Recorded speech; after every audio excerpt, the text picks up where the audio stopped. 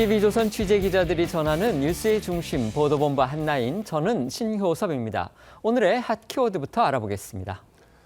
첫 번째 키워드는 국빈 트럼프 시진핑입니다. 에이펙 정상회의를 계기로 이루어지는 트럼프 미국 대통령과 시진핑 중국 국가주석의 방한이 국빈 방문 형식으로 확정됐다고 어제 대통령실이 밝혔습니다. 당일치기 설이 나왔던 트럼프의 방한 일정도 1박 2일로 예상되면서 한미, 미중, 그리고 한중 정상회담이 연달아 열리는 등 에이펙 흥행 가능성도 한층 커졌습니다. 두 번째 키워드는 치킨값 잡아라입니다. 강훈식 대통령 비서실장이 어제 주재한 수석 보좌관 회의에서 소비자 물가 대책의 필요성을 강조하며 일부 치킨 업체의 꼼수 가격 인상 문제를 지적했습니다. 강 실장은 관계 부처에 가격은 그대로 두면서 이 제품의 크기, 수량, 품질을 줄이는 이른바 슈링크플레이션을 근본적으로 방지할 방안을 마련해달라고 주문했습니다. 세 번째 키워드는 투자의 신입니다. 민중기 특검이 김건희 여사의 주가 조작 의혹을 추궁한 종목을 본인도 보유하고 있다가 상장 폐지 직전 1억 가까운 수익을 올리고 팔아치운 사실이 확인돼 파문이 일고 있습니다. 야당으로부터 미공개 정보 이용 의혹 등이 제기되자 민 특검 측은 오늘 회사 관계자가 아닌 지인의 소개로 투자했다가 증권사 직원 권유로 팔았다고 해명했습니다. 네 번째 키워드는 빚 없이 살아 논란입니다. 김병기 민주당 원내대표가 수억, 수십억 빚내 집 사는 것이 맞느냐며 정부의 3차 부동산 대책을 두둔한 게 여야 간 공방으로 비화했습니다. 야당은 김 원내대표가 35억짜리 서울 잠실 아파트를 보유하고 있으면서 동작구에 전세를 살고 있는 게 바로 시세 차익을 노린 투자라고 공격했지만 김 원내대표는 알뜰살뜰 돈을 모아 산 것으로 13년 실거주했다고 맞섰습니다. 다음 키워드는 총리의 다짐입니다.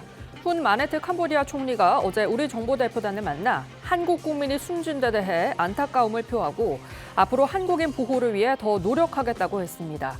캄보디아 경찰은 온라인 사기 범죄에 가담한 한국인 59명을 오늘 추방한다고 밝혔는데 우리 경찰은 아직 협의 중이라는 입장을 내놨습니다. 마지막 키워드는 미군의 항의입니다.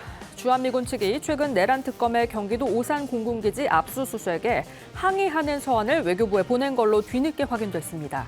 이에 대해 특검 측은 오산기지 압수수색은 형소법에 따른 것으로 한미 간 협정을 위반한 사실이 없다고 밝혔습니다.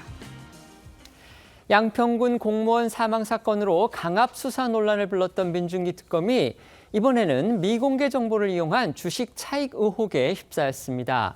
민중기 특검팀은 김건희 여사를 상대로 태양광 테마주 거래에 대해서 추궁한 것으로 알려져 있는데요. 그런데 저희 TV조선의 단독 보도를 통해서 문제가 된 이 주식에 민 특검 본인이 그것도 현직 부장판사 시절에 투자를 했다가 1억 가까운 큰 수익을 얻은 것으로 확인이 됐습니다. 이 주식은 상장이 폐지돼서 개미 7천여 명이 억울한 피해를 본 그런 종목입니다. 따라서 파장 클 수밖에 없는데요. 자세한 내용 짚어보겠습니다. 먼저 문제의 이 태양광 테마주는요, 2010년 8월 분식회계가 적발돼 상장 폐지되면서 피해를 본 투자자만 7천여 명, 피해액도 4천억 원이 넘는 바로 이 논란이 됐던 네오세미테크라는 회사입니다. 그런데 이 민중기 특검의 지난 2011년 3월 공직자 재산 공개 내역을 보면요, 무려 30배 넘는 차익을 본 겁니다. 이 태양광 테마주는 이 김건희 여사도 한때 투자했던 종목인데요. 앞서 민중기 특검팀은 이 주가 조작 의혹과 관련해 이 김 여사를 조사하면서 이 해당 태양광 테마주 문제도 따졌던 것으로 알려졌습니다. 특검은 당시 김 여사가 2009년 한 증권사 직원과의 통화에서 이 태양광 테마주를 거론한 것을 지적을 하면서 상장 예정일 하루 전 이 공매도를 할 수 있는 특혜를 받은 게 아닌지 추궁을 했습니다. 또 해당 테마주가 초보 투자자가 접근하기 어려운 주식이었다면서 주식을 잘 알지 못한다는 이 김 여사 주장을 반박하기 위한 이 정황 증거로 보기도 했습니다. 다만 이 김 여사를 기소하면서 이 문제의 태양광 테마주 관련 내용은 포함하지 않았습니다. 어쨌거나 이랬던 민중기 특검이요, 정작 본인도 비슷한 시기에 같은 태양광 테마주에 투자를 했었고 이 업체가 분식회계로 적발이 돼서 상장 폐지되기 직전 주식을 팔아서 이 큰 수익을 거둔 것으로 드러났는데요. 때문에 야권에서는 내로남불식 수사를 하고 있다라는 비판이 나오고 있는 상황입니다. 앞서 이 특검 수사를 시작하며 기울어지지 않는 수사를 하겠다라고 공언했던 민특검의 지난 발언 다시 들어보시겠습니다. 여러 의문에 대해 제대로 된 답을 드릴 수 있도록 최선을 다하겠습니다. 모든 수사는 지나치거나 기울어지지 않게 진행하겠습니다. 물론 김 여사도 그렇고요. 민특검도 그렇고요. 비슷한 시기에 같은 테마주에 투자를 했다고 해서 두 사람 모두에게 위법 행위가 있었다. 이렇게 곧바로 단정할 수는 없습니다. 하지만 분식회계 논란으로 많은 피해자를 낳은 주식을 민특검은 상장 폐지 직전에 팔아치워서 큰 수익을 본 거고요. 더구나 이 해당 업체의 대표가 민특검의 고등학교, 대학교 동기로 알려지면서 혹시 미공개 정보를 귀뜸받은 게 아니었느냐 이런 의혹이 또 제기되고 있는 겁니다. 네, 말씀하신 대로 문제 태양광업체 대표를 지낸 오모 씨와 민특검은 동갑으로 대전과 서울대 동기로 알려졌습니다. 오 씨는 상장 직전에 미공개 정보를 이용해서 자신의 주식을 처분한 혐의로 지난 2016년 징역 11년형이 확정되기도 했는데요. 2010년 2월 회계법인으로부터 감사 의견 거절 통보를 받은 직후 차명 계좌로 가지고 있던 주식을 매각해 20여억 원의 차익을 본 걸로 드러났기 때문입니다. 민특검도 2010년 1월과 3월 주식을 팔아 분식 회계로 인한 매매 정지는 물론이고요. 상장 폐지도 비껴갈 수 있었습니다. 때문에 야권에서는 민특검이 미공개 정보를 입수해서 부정이득을 본 거 아니냐라고 의심을 하고 있는 겁니다. 이 같은 내용의 저희 TV조선 단독 보도에 대해서 민중기 특검 측에서 오늘 입장을 밝혔습니다. 일단 문제 회사 측으로부터 미공개 정보를 받지 않았느냐 이 같은 의혹을 부정하는 데 방점이 찍혀 있었습니다. 그렇습니다. 이 민중기 특검팀은 오전에 언론 공지를 통해 이 민특검이 2000년 초 회사 관계자가 아닌 이 지인의 소개로 이 해당 태양광 업체에 3천만 원에서 4천만 원 가량 투자했다고 밝혔습니다. 여기서 회사 관계자는 이 태양광 회사 대표인 좀 전에 말했던 이 민특검의 고교 대학 동기를 비롯해 회사 측 인사를 지칭한 것으로 보입니다. 또 이 주식을 팔았던 이 상황에 대해서도 2010년경 이 증권사 직원의 매도 권유로 문제의 주식을 1억 3천여만 원에 매도했다고 밝혔습니다.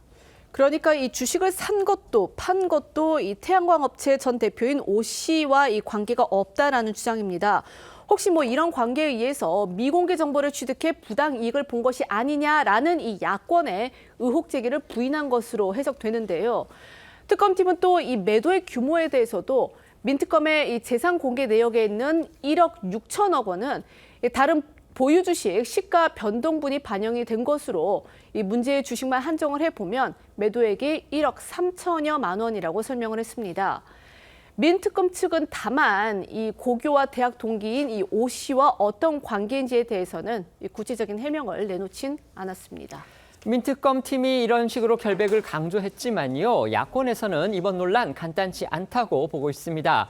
도둑이 도둑을 잡으려는 격이다. 이런 격한 비판까지 나왔습니다. 네, 국민의힘 주진우 의원은 SNS를 통해서 주가 조작 혐의자 민중기는 당장 사퇴하라라고 목소리를 높였습니다. 주 의원은 이번 사건 핵심은 민특검이 업체 대표와 대전고 서울대 동문이란 점이라면서 미공개 정보 이용 혐의가 너무 짙다고 했는데요. 또 현직 부장판사가 고교 동문이 대표로 있는 테마주를 사도 되냐면서 이재명 대통령이 주가 조작범은 패가망신하는 걸 보여줘야 한다고 했던 걸 인용해서 민특검도 패가망신해야 맞다고 했습니다.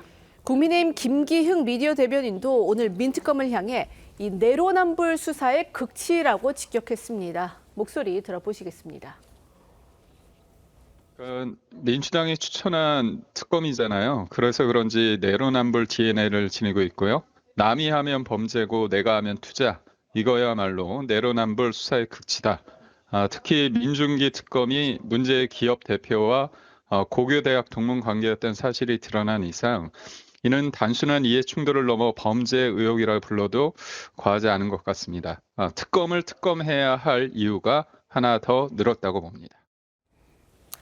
방금 김기흥 미디어 대변인의 주장처럼요. 지금 민중기 특검 같은 경우에는요. 양평군청 공무원 사건과 관련해서 야당으로부터 특검을 특검해야 한다 이런 비판을 받고 있고 실제 지금 국민의힘은 특검의 특검법을 발의하겠다는 지금 그런 움직임까지 보고 있는데 이처럼 이 민중기 특검의 개인 의혹이 불거지면서 또 한 번 논란의 중심에 서게 된 겁니다. 민중기 특검이 이끌고 있는 김건희 특검팀 같은 경우 지금 숨진 양평군청 공무원 사건과 관련한 그런 파장도 계속되고 있는데요. 숨진 공무원 측의 변호인은요. 특검팀이 고인을 조사하면서 만들었던 피의자 신문조서의 열람을 거부한 건 불법, 부당하다면서 행정심판을 청구하겠다고 했습니다. 네, 이 숨진 공무원을 변호했던 박경호 변호사는 특검이 지난 14일 조서가 공개가 될 경우 수사 등 직무 수행을 현저히 곤란하게 한다는 이유로 불허가 됐다라며 이 행정심판을 청구해서 조서 허위 작성 여부를 확인하겠다고 밝혔습니다. 또 이 빠른 시일 안에 불법 수사한 특검 수사관들을 직권남용, 권리행사 방해와 가혹행위 등으로 검찰에 고발하겠다라는 입장인데요. 다만 특검은 행정심판 대상인 이 행정기관으로 보기 어렵기 때문에 행정심판 청구가 실제 가능한지는 불투명한 상태입니다. 내란 특검을 둘러싼 잡음도 있습니다. 최근 주한미군이 오산 공군기지에 대한 내란 특검의 압수수색에 항의하는 공문을 외교부에 보냈다. 이런 사실이 뒤늦게 확인이 되면서 가뜩이나 불안불안한 한미 관계에 또 다른 악재가 되는 건 아닌지 우려를 낳고 있습니다. 특히 오산기지 압수수색 건은요. 도널드 트럼프 미국 대통령이 얼마 전 이재명 대통령 면전에서 직접 지적했던 사안이기도 하기 때문에 이번 주한미군 측의 이례적인 항의 더욱 예사롭지가 않아 보이는 겁니다. 그렇습니다. 일단 이 보도 내용을 종합해 보면요. 이 주한미군은 이 데이비드 아이버슨 부사령관 명의로 지난 3일 외교부에 항의 서한을 보낸 것으로 전해졌습니다. 서한에서 이 내란 특검의 지난 7월 오산 공군기지 중앙방공통제소 압수수색에 대한 우려를 표명했고요. 주한미군 지휘협정 소파에 따라 이 특검이 압수수색 전 미군과 협의를 거쳤어야 한다며 우리 정부의 설명을 요구한 것으로 알려졌습니다.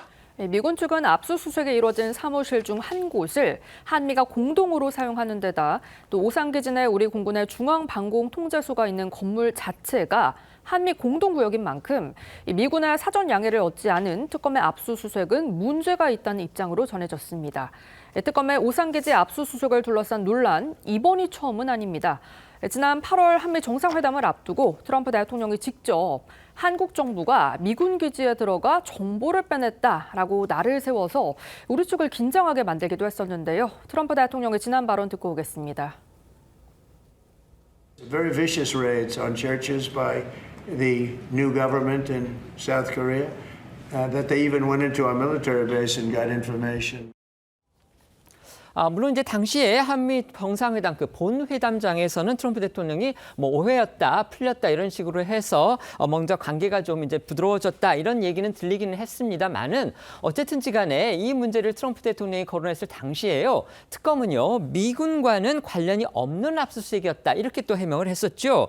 이번에도 주한미군의 서한 발송 소식이 알려진 다음에 특검팀에서 서둘러 진화에 나섰습니다. 네, 내란 특검은 이 어제 브리핑을 통해서 이 한미 간 소파 협정을 위반한 사실이 없다 이렇게 주장을 했습니다. 이 압수수색은 형사소송법에 따른 것이라면서 한국군의 사전 승인을 받아서 진행이 됐기 때문에 법적 문제가 없다는 겁니다. 하지만 이런 특검의 해명에도 이 정치권 안팎에선 이번 사안이 한미 동맹 간 이 껄끄러운 이슈로 남아서 여파가 이어질 가능성 배제할 수 없다는 우려가 나오고 있습니다. 이 국민의힘 송원석 원내대표는요. 특검이 내란 전국으로 모자라 외환 전국까지 조성해보려 무리수를 두다가 심각한 외교 참사를 초래했다 이렇게 직격을 했습니다. 그러면서 3대 특검이 즉시 해체해야 한다라고 맹공을 가했는데요. 송 원내대표 발언 들어보시겠습니다.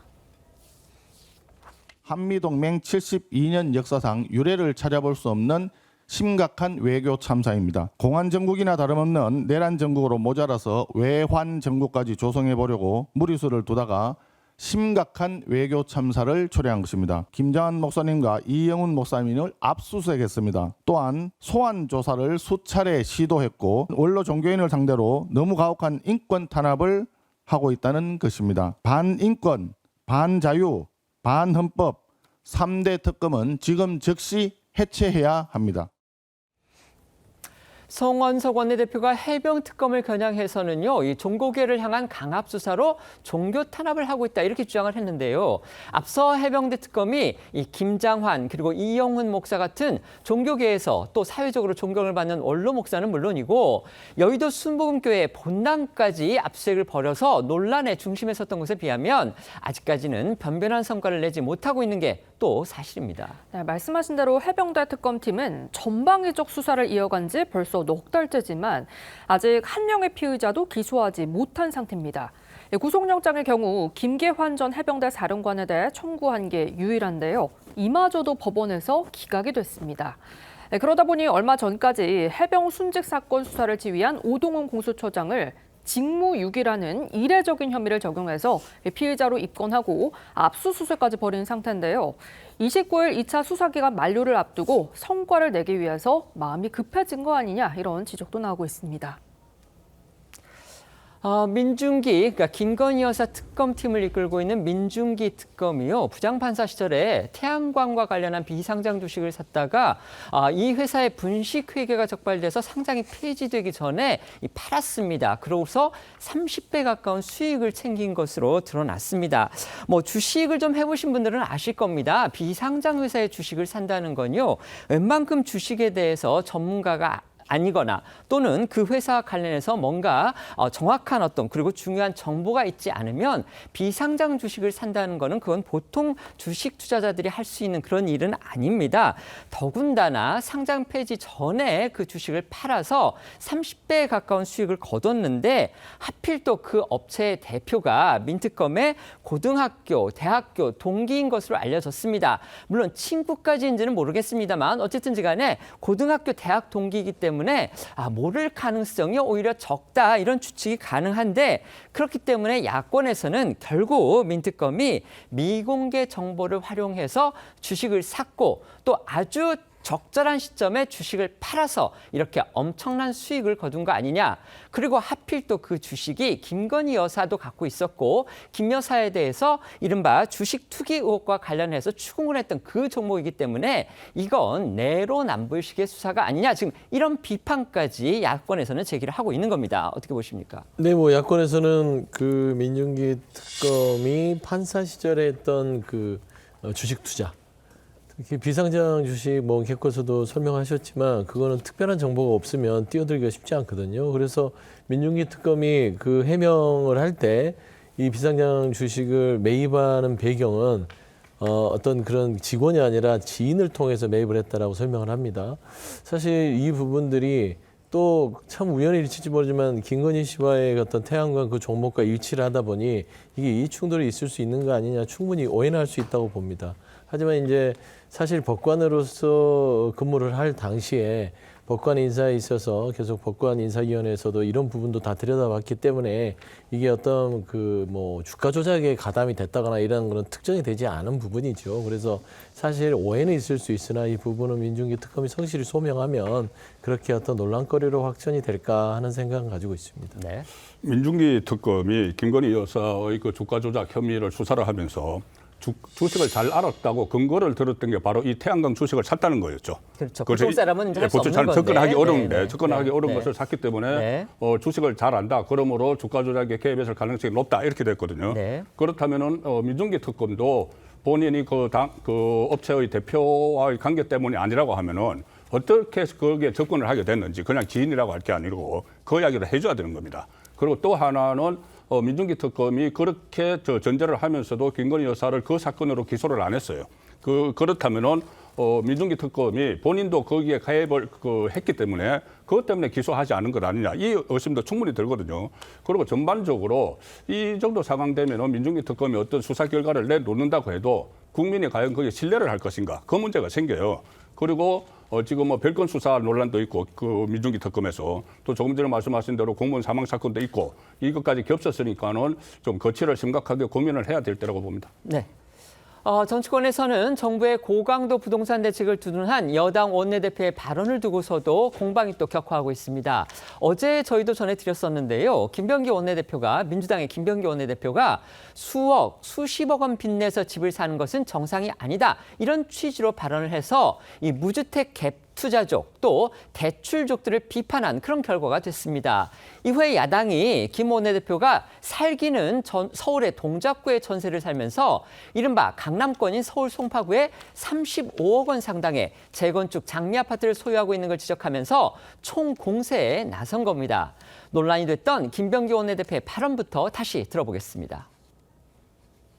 일각에서 아무런 근거 없이 주거 사다리 걷어찼다고 비난합니다. 투기 수요를 막은 것이지 실수요자에게 문을 닫은 게 아닙니다. 수억, 수십억의 빚을 내서 집을 사게 하는 것이 맞습니까? 빚 없이도 집을 살 수 있는 시장을 만드는 게 맞다고 저는 생각을 합니다.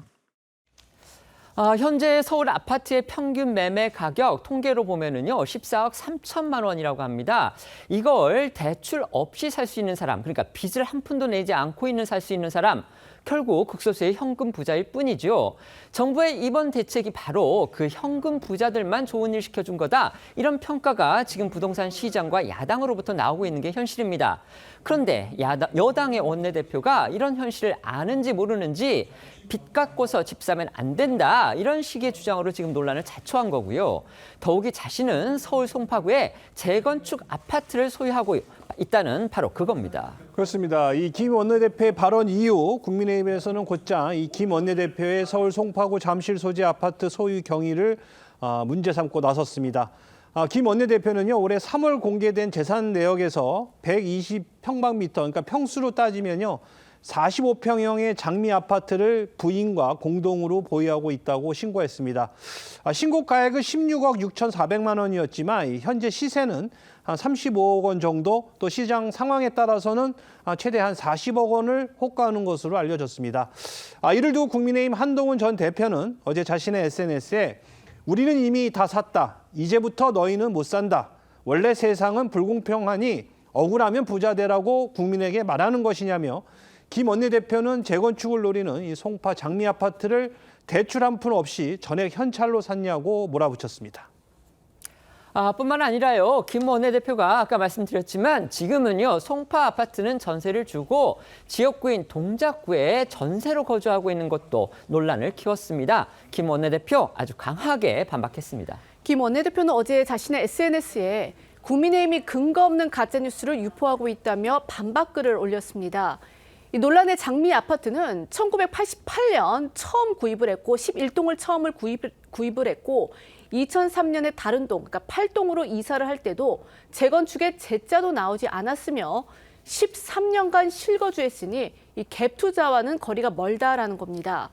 아파트 구매 대금에 대해서는요. 11동 아파트를 판 돈과 또 이 안세람이, 그러니까 배우자가 알뜰살뜰 모아놓은 돈으로 산 것이라면서 이후 2016년 서울 동작구 아파트로 전세 입주했다고 설명했습니다. 하지만 김 원내대표의 이런 해명은 야당의 또 다른 반격을 낳았습니다. 한동훈 전 대표는 앞으로 민주당 부동산 정책이 시행돼도 직장인들이 김 원내대표처럼 알뜰살뜰 모으면 대출 없이 장민 아파트를 살 수 있느냐면서 김 원내대표와 민주당 정치인들만 알뜰살뜰 살고 국민들은 흥청망청 사시는 줄 아느냐라고 비판을 했고요.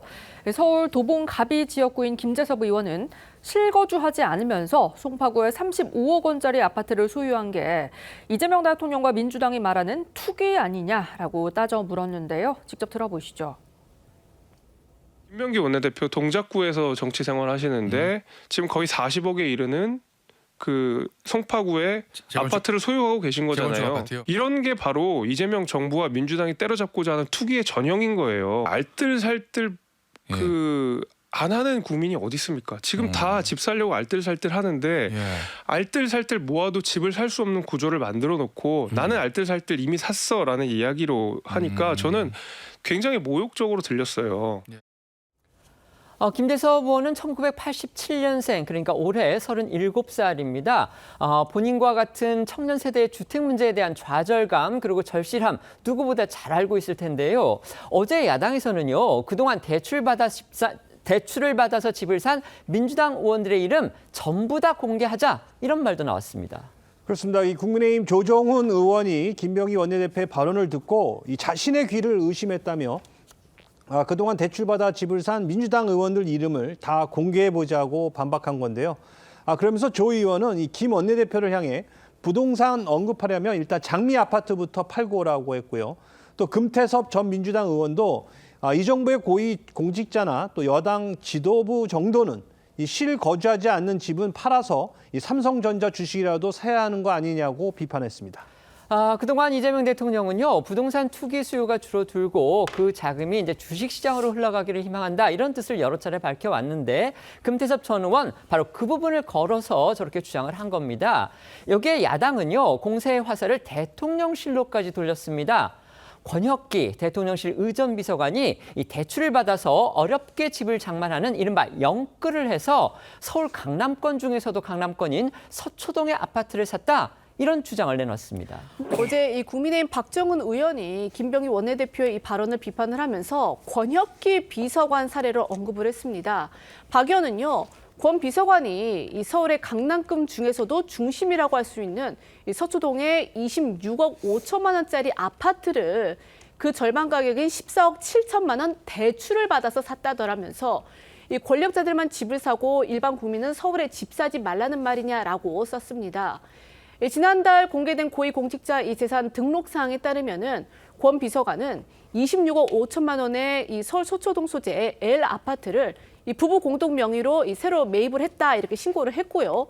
주택 매입을 위해서 본인 명의로 이 지인으로부터 2억, 또 배우자 명의로 금융권에서 12억 7,100만 원을 빌려서 채무가 있다 이렇게 밝혔습니다. 공직자 재산 등록에 밝히는 그 시가라는 게 정말 시가가 아니죠. 그거는 이제 공시가나 뭐 이런 거기 때문에 사실 26억 5천만 원으로 신고를 했으면 이게 못돼도 30억, 40억 되지 않을까 그런 생각은 듭니다.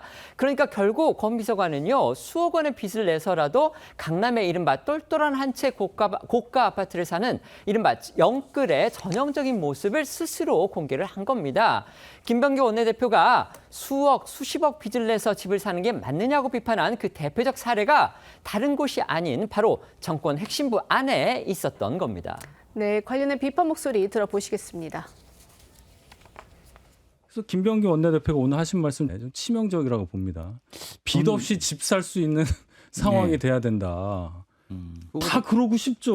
그거보다 수억 빌려서 사면 투기라고 그러셨잖아요. 김병기 원내대표 뭐 수십억짜리 아파트 가지고 있다 나오고 뭐 권혁기 실장님은 뭐 12억 대출해가지고 14억 12억 14억 대출해가지고 또 마무리? 20몇 억짜리 가지고 계시다. 그럼 청년들은 어떡합니까?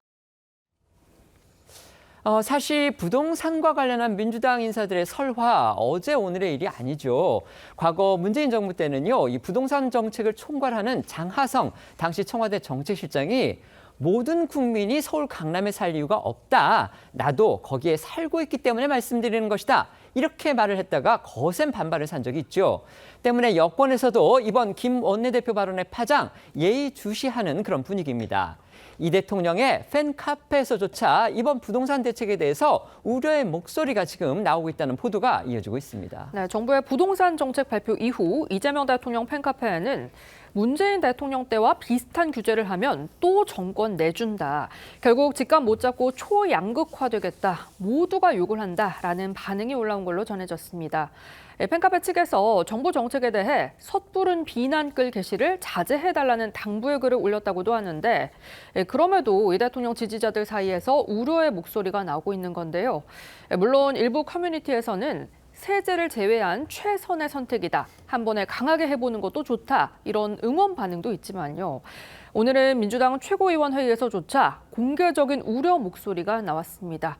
지역구 일부가 규제 대상이 된 이현주 의원의 목소리 직접 들어보겠습니다. 수요 억제만으로는 한계가 있습니다. 억눌린 수요를 흡수할 수 있는 강력한 공급 대책이 반드시 그리고 신속하게 구체적으로 병행되어야 합니다. 내 집을 마련할 수 있도록 사다리는 있어야 한다라고 생각하는데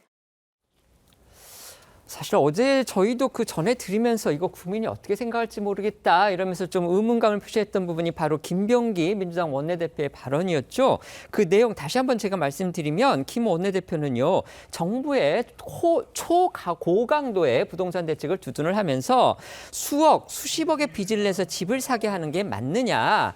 빚이 없이도 집을 살 수 있는 시장을 만드는 게 맞다고 본인은 생각한다. 이렇게 얘기했습니다.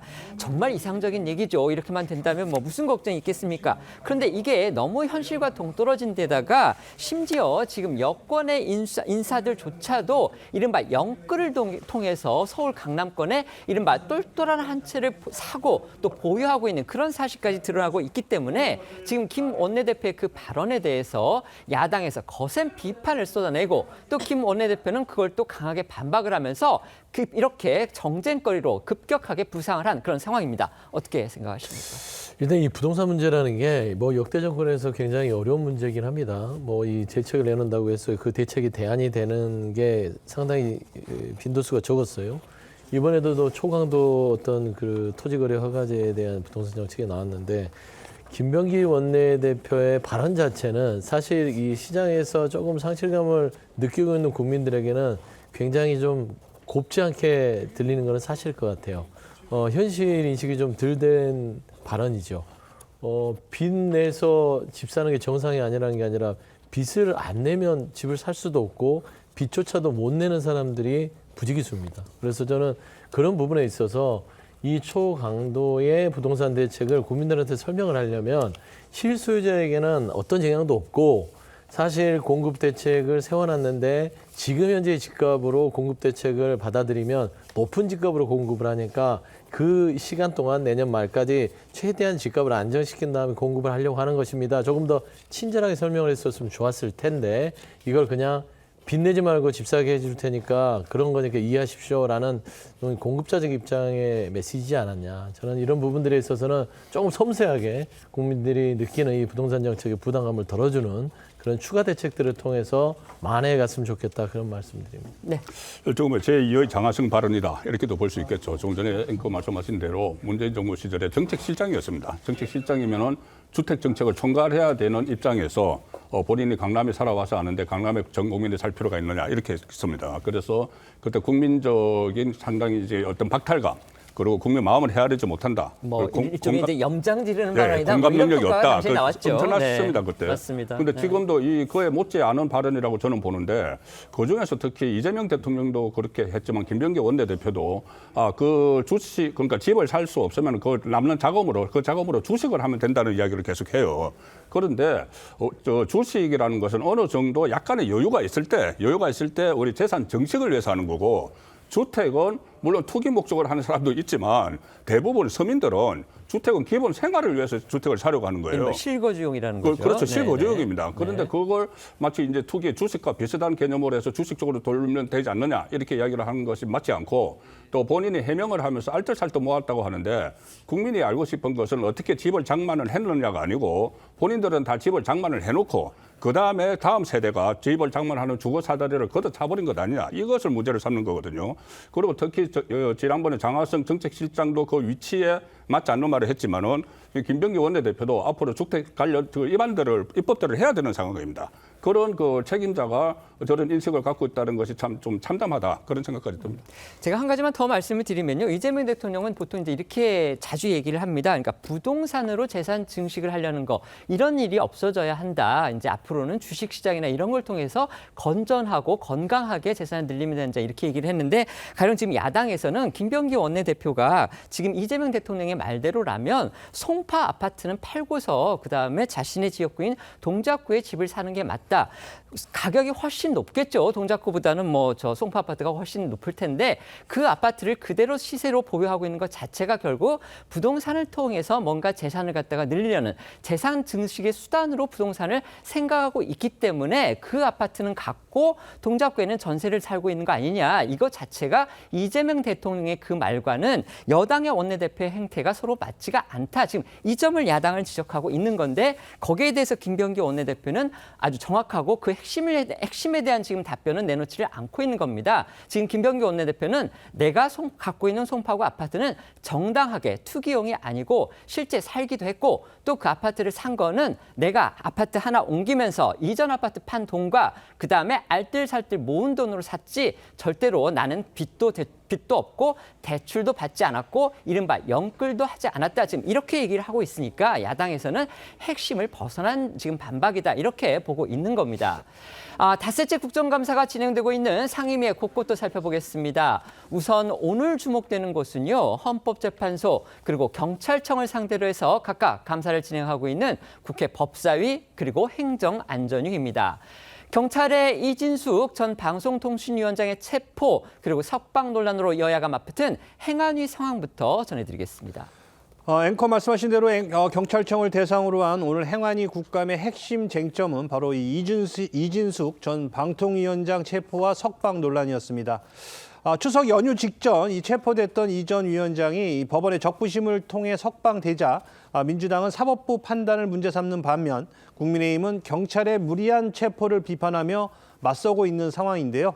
관련해 오늘 국감에 출석한 유재성 이 경찰청장 직무대행은 국민의힘 박수민 의원의 질의에 이 전 위원장에 대해 신속하게 수사할 필요성이 있었다며 이 전 위원장의 체포와 관련해 이 대통령실에 하명은 없었다면서도 보고는 했다는 취지로 답했습니다. 목소리 한번 직접 들어보시죠. 예, 이 사안은 그 선거법에 관련된 사안이기 때문에 공소시효가 짧습니다. 그래서 경찰에서는 신속하게 수사를 해야 될 필요성이 있었고 그래서 6차에 걸쳐서 출석 요구서를 보냈는데 출석을 하지 않았기 때문에 저희가 이진숙 위원장 체포 대통령실 누가 직접 하명하셨습니까? 그런 건 없습니다. 없습니까? 예. 그러면 증거인멸이나 도주의 우려가 있다고 볼 만한 뚜렷한 이유도 없는 이진숙 위원장을 전격 체포했습니까? 이진숙 위원장의 체포는 법과 절차에 의해서 진행됐다는 말씀을 드립니다. 연일 막말과 고성이 오가고 있는 법사위에서 오늘은 이 정당 해산 문제가 논란이 됐습니다. 이성윤 민주당 의원이 손익혁 헌법재판소 사무처장에게 내란 특검이 이 국민의힘 관련 수사를 하고 있다는 걸 언급을 하면서 위헌정당 심판이 들어오면 어떻게 판단하겠느냐라고 물었고 이어서 장경태 의원이 이 계엄 당시 국민의힘 의원들이 당사에 가 있었던 건 내란에 동조한 행위가 아니냐고 이제 덧붙이면서 여야 간 이 공방이 거세진 겁니다. 민주당 질의에 대한 손 사무처장의 답변 그리고 이 국민의힘의 반발 목소리까지 오늘 오전 이 법사위 상황 보시겠습니다. 내란 정당 국힘에 대해서 위헌 정당 심판 신청이 들어오면 어떻게 하실 겁니까? 정당 해산 심판은 매우 신중하고 최우적인 수단으로서만 활용되어야 함을 강조한 바가 있습니다. 사건이 들어오게 된다라면 재판부에서 적절한 판단을 하실 거라고 생각을 합니다. 국정을 마비시키는 것이 바로 내란입니다. 무슨 국민의힘 해산을 얘기를 해요. 그래서 민주당이 탄핵한 거 전부 다 기각됐습니다.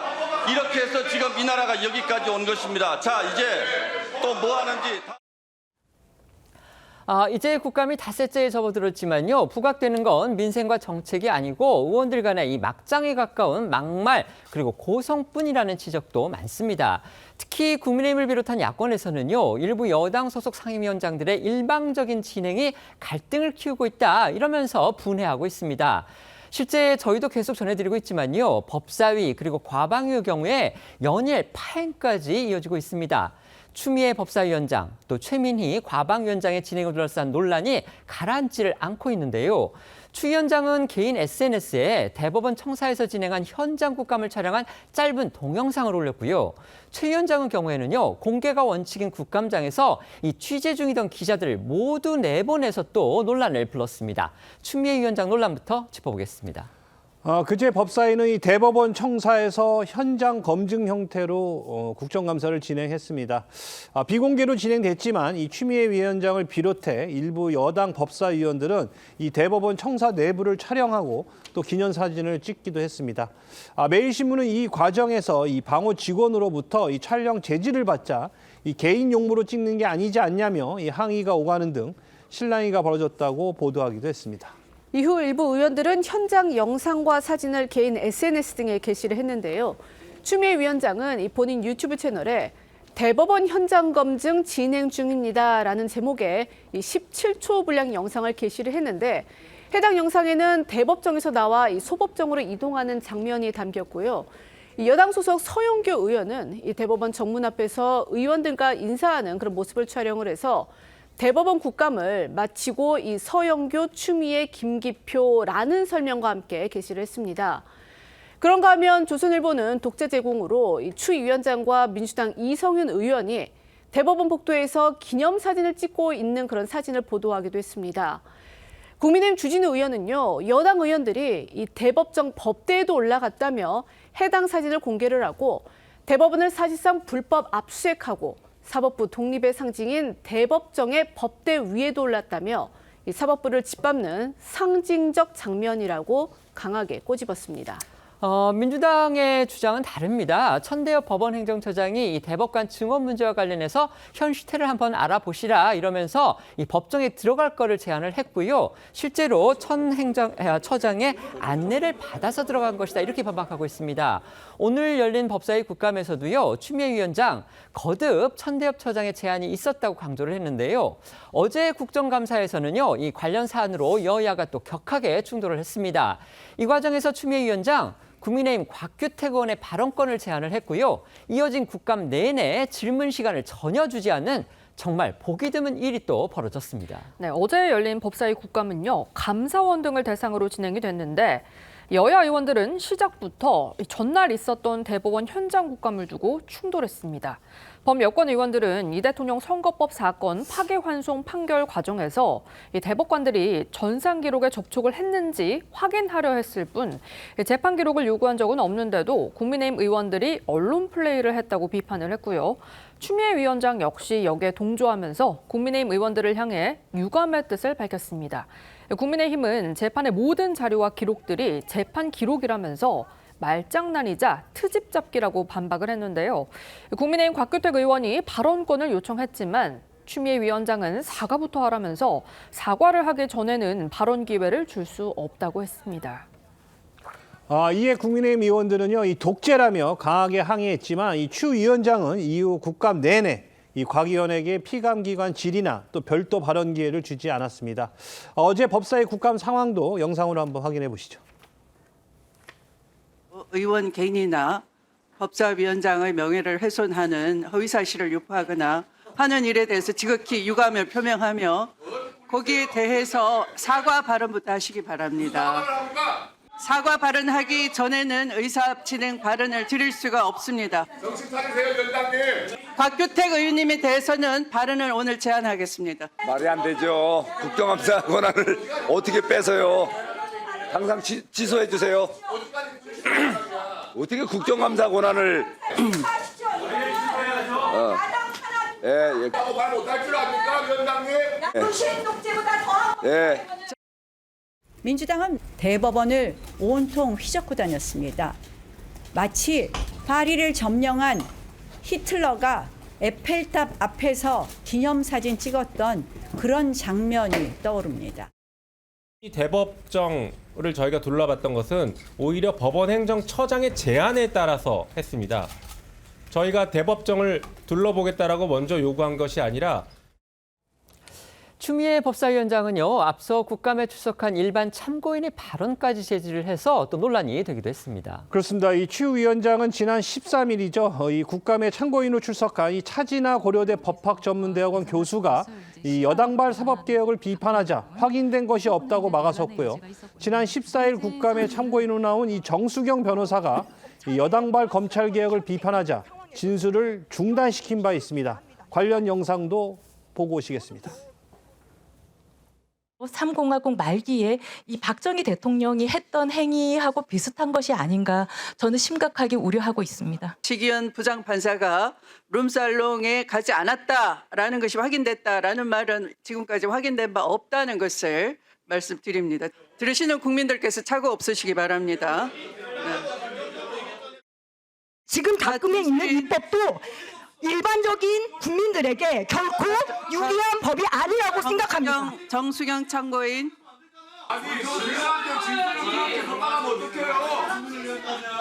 좀 들어보세요, 좀. 정수견 참고인 발언을 중단합니다. 물론 이제 국회법상으로요, 국감을 원활하게 진행하기 위해서 여야 의원들, 증인, 또 참고인의 발언을 조율하고 가끔은 이제 제어할 그런 권한이 상임위원장한테 있는 건 맞습니다. 하지만 지금 국민의힘을 중심으로 해서는요, 추 위원장이 너무나 노골적으로 여당에만 편파적으로 진행을 하고 있다. 이렇게 지금 비판하고 있는 겁니다. 어제 열린 국회 과방위의 국감에서는요, 지난 14일부터 지금 이어지고 있는 여당의 김우영 의원, 그리고 국민의힘의 박정훈 의원 사이에 이른바 욕설 문자 공방이 계속되면서 시끄러웠습니다. 여당 소속의 최민희 위원장은요, 이 과정에서 국감을 취재하고 있던 기자들을 모두 국감장에서 내보내서 또 논란이 됐습니다. 네, 먼저 이 국민의힘 박정훈 의원과 민주당 김우영 의원 사이에서 벌어진 이 욕설 문자 공방은 지난 14일 국감부터 시작을 해서 연일 과방위 국감을 달구고 있습니다. 어제 이 과방위 국감에서도 두 사람은 또다시 설전을 이어갔습니다. 이 과정에서 여야 의원들은 파렴치하다며 고성을 주고받았고요. 최민희 위원장은 현장을 취재 중이던 기자들에게 선택적으로 촬영하고 있다면서 기자들은 나가달라 12차례나 반복하며 요구를 했고, 기자들이 항의를 했지만 이 최 위원장은 자신이 결정한다면서 이 기자들 퇴장을 강행했습니다. 국정감사는 원칙적으로 공개를 해야 합니다. 다만 이제 국가 안보라든지 또 기밀 관련 사안, 또 사적인 어떤 부분 그런 것들이 있으면 위원회의 정식 의결을 거쳐서 비공개로 진행하게끔 되어 있습니다. 그런데 보신 것처럼 지금 최민희 위원장 내 권한이다 이러면서 현장에서 취재하고 있던 기자들을 퇴장하도록 이렇게 명령을 한 겁니다. 이건 좀처럼 보기 힘든 그런 장면입니다. 네, 이후 이 비공개로 전환된 회의에서는요, 이 박의원과 김 의원, 한 주먹거리다, 너는 내가 이긴다 등의 원색적인 비난을 주고받은 것으로 전해졌습니다. 결국 두 의원이 서로 화해를 한 뒤에 다시 국감이 진행이 됐는데, 증인과 참고인 43명은 결국 6시간 30분가량을 기다려야 했고, 최 위원장과 여야 의원들은 이들에게 사과했습니다. 어제 이 과방위 국감 상황도 보시겠습니다. 김우영 의원이 욕을 했다. 욕 메시지를 보냈다. 그거 근거 제시하시면 돼요. 하십시오. 뭘 하라 마라 저한테 얘기하지 마시라고. 아니, 왜 최민희 위원장이 근거를 대라고 그래요? 잠깐만요. 이걸 들어야 제3자가 판단할 수 있어요. 가만히 계세요. 무슨 벌떼같이 일어나가지고 박정훈 의원 대변인들이십니까? 민주당 의원님들은 박정훈 의원 얘기할 때 이런 식으로 안 끼어들고 계십니다. 감사드리고요. 그럴 거면 진행하지 마세요. 오히려 지금 선택적으로 찍고 선택적으로 하시는데 기자분들 잠깐 나가주십시오. 선택적으로 지금 찍고 있어서 그게 문제가 됐습니다. 제가 결정합니다. 최민희 위원장이 선택적 결정, 선택적 촬영 이렇게 얘기를 했거든요. 이게 무슨 의미인지 저도 기자지만 무슨 의미인지를 모르겠습니다. 그러니까 기자들이 여당한테 불리한 부분은 찍고 야당한테 유리한 부분만 찍어서 보도를 한다는 그런 의미였는지 거기에 대해서 별도 설명이 없어서 과연 그게 어떤 의미인지 저도 사실 궁금은 했는데요. 어제 법사위에서 진행된 감사원의 국감에서는요, 이 전 정부의 감사원 사무총장을 지냈고 현재는 감사위원인 유병호 위원을 상대로 해서 일부 여당 의원들이 다른 사람이 아니고 자신이 연루된 감사문들을 이 정치 표적에 감사했다 이런 취지로 주장을 하면서 몰아세웠습니다. 국민의힘에서는 당연히 이건 이해 충돌이다 이렇게 비판했습니다. 네, 어제 열린 감사원 국감에는요, 윤석열 정부 당시 임명돼 다음 달 임기 종료를 앞둔 최재해 감사원장과 윤석열 정부에서 감사원 사무총장을 지낸 유병호 감사위원 등이 증인으로 출석을 했는데요. 여당 의원들을 이들 상대로 윤석열 정부 당시 진행된 감사들이 정치 표적 감사였다면서 바로잡아야 한다고 공세를 폈고요. 국민의힘 의원들은 적폐몰이라며 반박했습니다. 이 과정에서 문재인 정부에서 권익위원장으로 임명됐다. 윤석열 정부에서도 사퇴하지 않고 버텼던 전현희 의원은 최재해 감사원장과 유병호 감사위원을 향해 당시 권익위와 자신에 대한 감사가 부당했다. 13개 혐의가 모두 무혐의였다면서 사과해야 한다는 취지로 압박했습니다. 유병호 위원은 감사의 당사자였던 전 의원이 사실과 다른 말을 하면 곤란하다고 맞받아쳤습니다. 실제로 당시 감사원은요, 권익위 그리고 전현희 당시 위원장에 대한 제보를 바탕으로 해서 13개 사안을 감사를 했죠. 거기에서 이제 일부는 문제점을 발견하지 못한 것으로, 그러니까 무혐의 판정을 내렸지만 일부 사안에 대해서는 주의 조치 등을 내렸다고 합니다. 유병호 의원은 지금 이런 점을 들어서 전 의원이 어제 국감에서 사실과 다른 말을 했다, 이렇게 맞받아친 겁니다. 그런가 하면 여당의 박지원 의원 같은 경우는요, 자신이 문재인 정부 시절에 국가정보원장으로 있었을 때 이 서해 공무원 피살 사건에 대한 감사를 거론하면서 유병호 의원을 질타를 했습니다. 여기에 대해서도 유 의원 참지 않고서 반박했습니다. 그렇습니다. 이 박지원 의원은 이 서해 공무원 피살 사건으로 형사 기소돼 지금 재판을 받고 있는 피고인 신분입니다. 그런 박 의원은 이 서해 공무원 피살 사건에 대한 이 감사원 감사가 부당하다고 지적하면서 유병호 감사위원을 거칠게 비난한 겁니다. 자, 이러자 유 의원은 사람이 죽었는데 어떻게 감사를 안 하냐고 강하게 맞받았고요. 이 과정에서 박 의원과 또 고성을 주고받기도 했습니다. 국민의힘에서는 이 감사를 받았던 당사자들이 감사를 했던 사람들을 질책하고 사과를 요구하는 것이 합당하냐며 이해 충돌이라고 지적했습니다. 게다가 아시다시피요, 지금 여당 소속의 법사위원들은요, 국민의힘의 나경원 의원의 남편이 현직 법관이고 또 나 의원이 국회 선진화법 위반으로 재판을 받고 있는 피고인 신분이기 때문에 이해 충돌 가능성이 있다, 이러면서 국민의힘이 요구한 법사위의 간사 선임을 표결로 무산시켰습니다. 이런 상황에서 정작 여당 의원 본인들이 연루된 감사에 대해서 국감에서 부당함을 주장을 하니까 야당 더욱 강하게 반발하고 있는 겁니다. 어제 감사원 국감 상황도 영상으로 한번 보시겠습니다. 저에 대한 감사가 당시에 감사위원회에서 13개 혐의가 모두 무혐의 불문 처리됐습니다. 최근에 검찰에서 완전히 무혐의로 최종 무혐의 결정됐습니다. 감사원장, 저한테 사과할 의사 없습니까? 13개 모두 하지 않는 겁니까? 조용히 하세요. 의원님께 당사자입니까? 증인, 병호 증인. 권익위 감사는 당사자라는 말씀을 드린 겁니다. 근데 일방적으로 사실과 다른 말씀을 하시면 어떡합니까? 사실관계는 맞아야죠.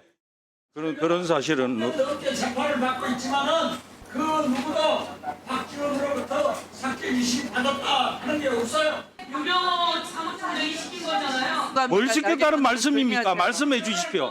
제가 답변 드리겠습니다. 2년간 수십 회의 의혹이 제기된 사항입니다. 사람이 죽었지 않습니까? 그리고 그날 그 해양청장이 확인해 줬지 않습니까? 새벽에 조작했다고. 그걸 어떻게 감사를 안 합니까? 아니 그럼 감사원의 하수도 타시고 또 제 탓이고 전부 탓입니까? 이제 좀 몇 년 지나고 그랬으면은 미래로 달리고 그만 좀 하십시오.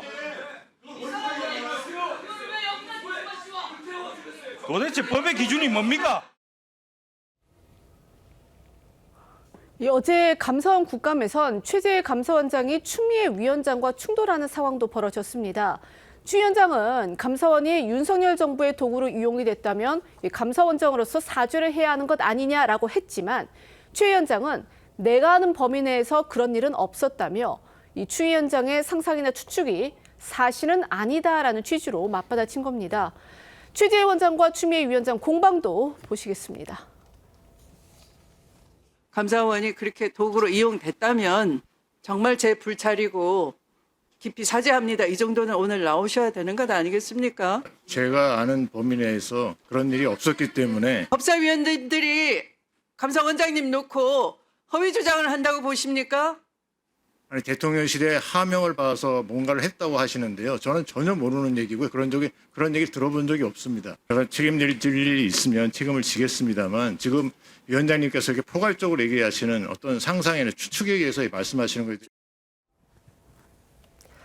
패널들께 두 가지 질문 드리겠습니다. 먼저 지금 이제 여당 소속이죠. 추미애 법사위원장 그리고 최민희 국회 과방위원장 두 사람의 진행에 대해서 야당이 아주 강하게 반발을 하고 있습니다. 너무 여당에 편파적으로 진행을 하고 있다. 특히 이제 추미애 위원장이나 최민희 위원장 같은 경우는요. 이제 참고인이나 증인들에 대해서 발언을 제지를 하고 근데 그 발언의 내용이 그 증인이나 참고인의 발언 내용이 여당의 어떤 정책에 대해서 반대하거나 비판하는 그런 내용이 나올 나올 경우에 그걸 제지시키거나 혹은 이제 중단하도록 그렇게 강제 조치를 취하고 또 야당 의원들의 경우에는 질의권을 박탈하는 그런 부분까지 서슴지를 않고 있기 때문에 지금 야당으로부터 정말 해도 너무한다 지금 이런 비판을 받고 있습니다. 어떻게 생각하십니까? 일단 그 발언권을 제한을 하거나 저번에 뭐 정청래 위원장처럼 뭐 퇴장을 명하거나 이럴 때는 전체 의사 일정의 흐름, 그러니까 일정 흐름에 차질이 줄 경우에요. 그런데 지금은 내용을 가지고 이야기를 하지 않습니까? 내용을 가지고 야당 쪽에 유리한 이야기를 한다고 해서 그 발언을 중단시키는 겁니다. 어때 의사 일정에 차질을 준 게 아니고 자, 그런 측면에서 그 최민희 의원이나 추미애 위원장이 뭐 유사한 측면이 있는데 또 그렇게 의사 진행을 하는 것도 또 좀 편파적이고 강압적이지만은 또 다른 또 정치적 행위를 좀 하는 것 같아요. 두 위원장 모두. 추미애 위원장 같은 경우는 가령 예를 들어서 뭐 대법원 국정감사를 2번 하고 또 지금 3번째를 추진을 한다고 하지 않습니까? 네. 그런 부분이 있고 최민희 위원장은 이진숙 방통위원장에 대해서 계속 이제 사퇴를 압박을 하다가 나중에는 법을 고치는데 주도를 했어요. 네. 방송미디어통신법 이것을 주도를 해서 TF 위원장까지 맡아가서 네. 그래서 결국은 법을 바꿔서 기구를 없애버려서 사퇴를 하게 만드는 이런 적극적인 정치 행위를 하는 것도 저는 문제라고 봅니다. 네. 네. 아무래도 이제 정치가 여야 간에 극단으로 치우치다 보니까 타협점이 없는 것이겠죠. 물론 이제 위원장이 각 당에서 선출되기 때문에 팔이 안으로 굽는 거는 또 어느 정도 이해가 되나 이 운영을 하는 위원장 입장에서는 중립을 지키려는 모습을 국민들이 지켜보고 있다는 측면에서는 조금 한쪽에 치우친 면도 없지는 않다.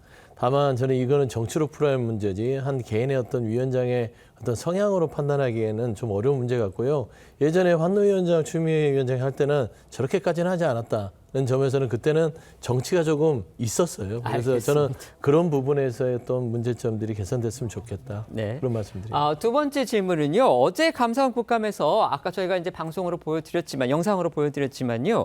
민주당의 전현희 그리고 박지원 의원이 본인들이 직간접적으로 연루된 그런 안건을 가지고서 피감사기관의 기관장 또는 증인으로 나온 감사위원을 상대로 해서 사과하라고 압박을 하거나 그다음에 그 감사의 부당성을 주장하는 이런 일이 벌어졌습니다. 당연히 국민의힘에서는 이게 전형적인 이해충돌 사례다 이렇게 비판을 했습니다. 어떻게 생각하십니까? 근데 이 문제는 조금 여러 가지로 복잡할 것 같아요. 그러니까 이 지난 윤석열 정부의 감사원이 정말 감사원으로서 역할을 했는지 정부의 검찰의 기능을 감사원이 했는지에 대해서 논박이 있는 것이고 저는 그런 부분들은 새로운 정부에서 해결이 돼야 된다고 보고 감사원이 바로 써야 된다고 보는데 그러니까 지금 현재 법사위 위원들 중에 몇몇 분들은 사실 감사원이 표적 감사를 했다고 주장하는 사람들이 있어서 내가 피감사자가 돼버렸다. 그러니까 결국에는 이해충돌의 대상으로서 지금 현재 있기 때문에 이 부분을 나한테 하는 건 억울하다 이제 그렇게 주장할 수 있는 것이고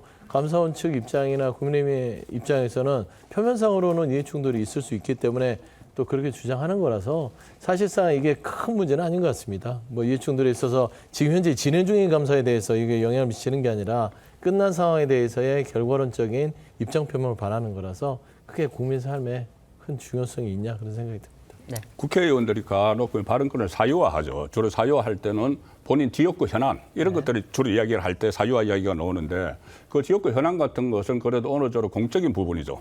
그런데 지금처럼 감사원이 본인을 감사를 했다고 해서 거기에 대해서 전면 부정을 하는 그걸 공격을 하는 그리고 전현희 의원 같은 경우는 13개 중에서 전부 무혐의가 나왔다고 하지만 제가 지금 찾아봐도 그때 제보 내용 13건 중에서 4건이 주의 조치가 있었어요. 네. 4건의 주의 조치가 있었는데 그걸 마치 아무것도 없었던 것처럼 이야기하는 것은 일단 그것은 그 진실에 맞지 않는 부분이라고 봐야 되고 그렇게 되면 이것을 사유화할 뿐 아니라 지금 감사원을 향해서 저렇게 이야기를 하면은 감사권 침해도 되는 거예요. 네. 감사권 침해와 발언권 사유화의 큰 문제가 있다고 봅니다. 네. 지금부터는 어쩌다 이런 일이 코너로 이어가겠습니다.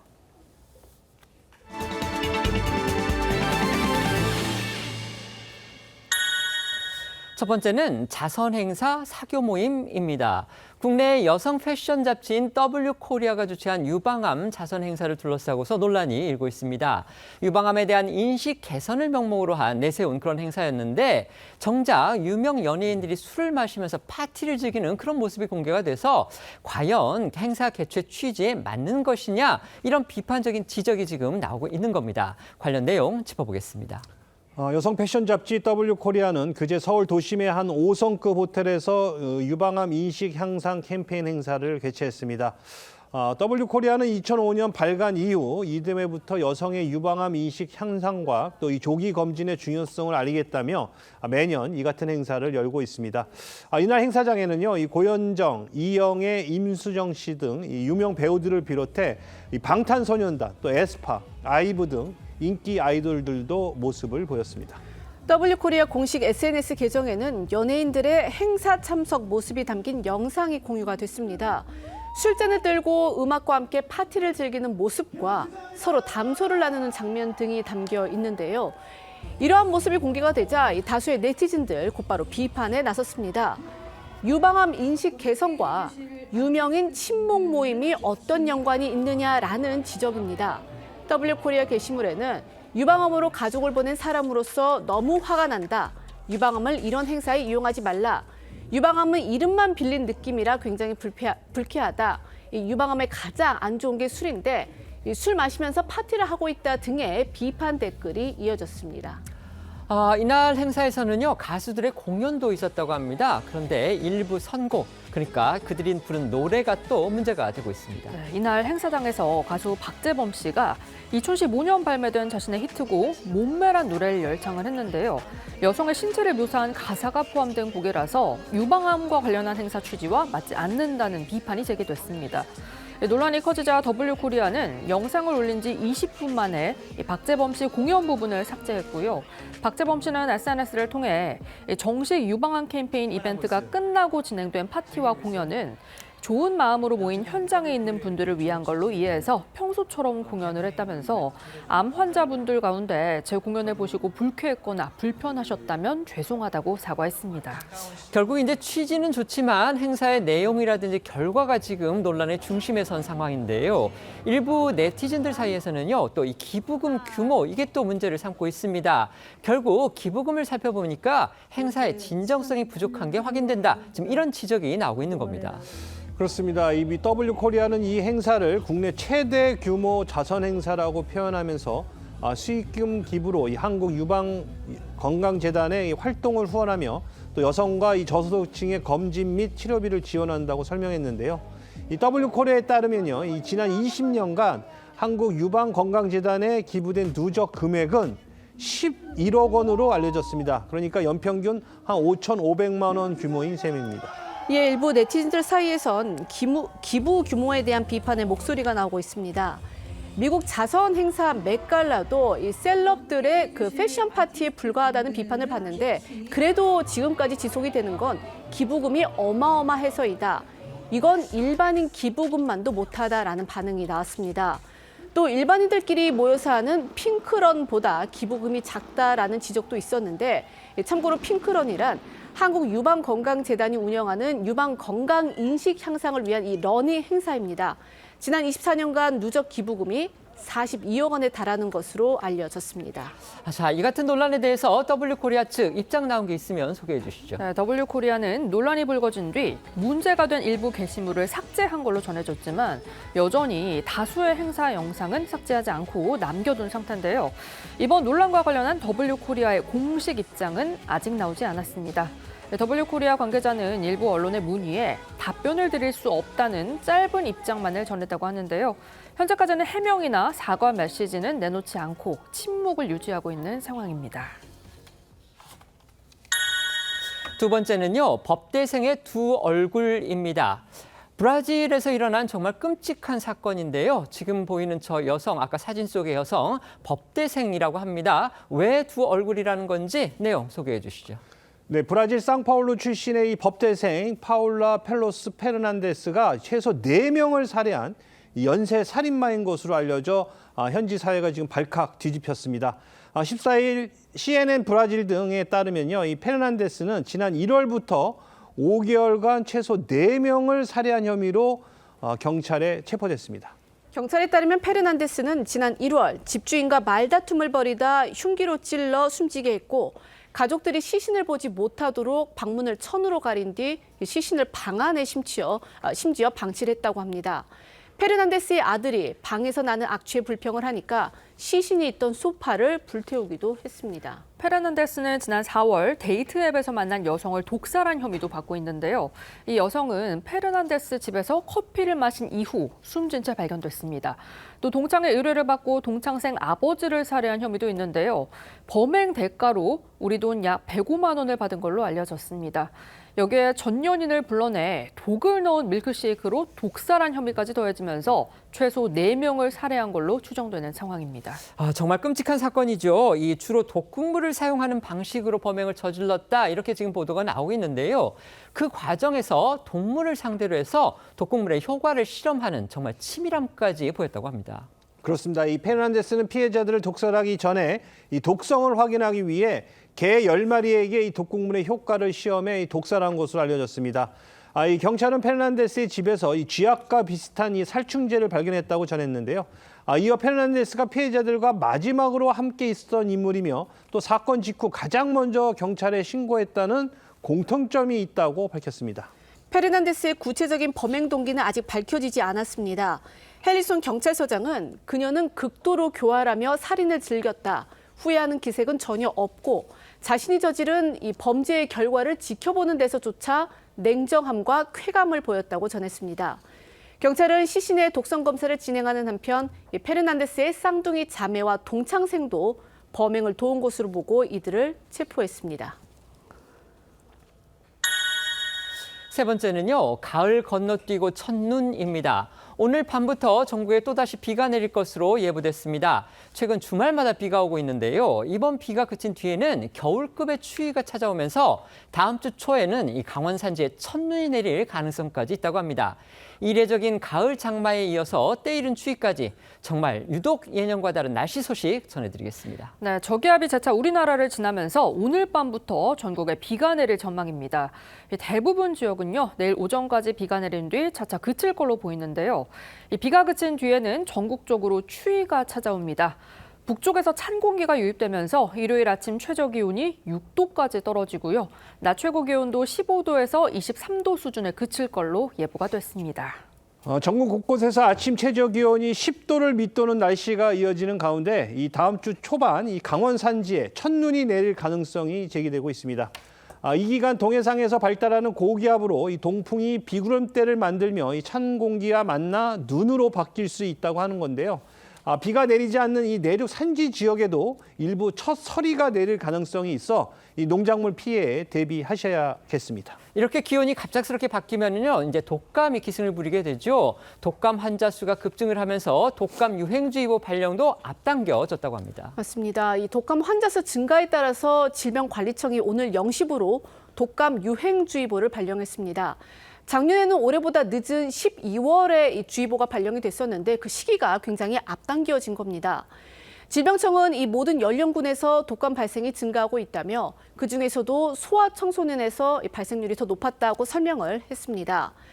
질병청은 이 독감 피해와 확산을 막기 위해 어린이, 임산부, 그리고 만 65세 이상 어르신 등 고위험군을 대상으로 무료 독감 예방 접종 사업을 실시하고 있다며 적극적인 접종을 당부했습니다. 저희는 1분 뒤에 다시 돌아오겠습니다. 오늘 준비한 소식은 여기까지입니다. 저희는 다음 주 월요일 오후 1시에 더 핫한 소식으로 찾아뵙겠습니다. 시청해 주셔서 고맙습니다.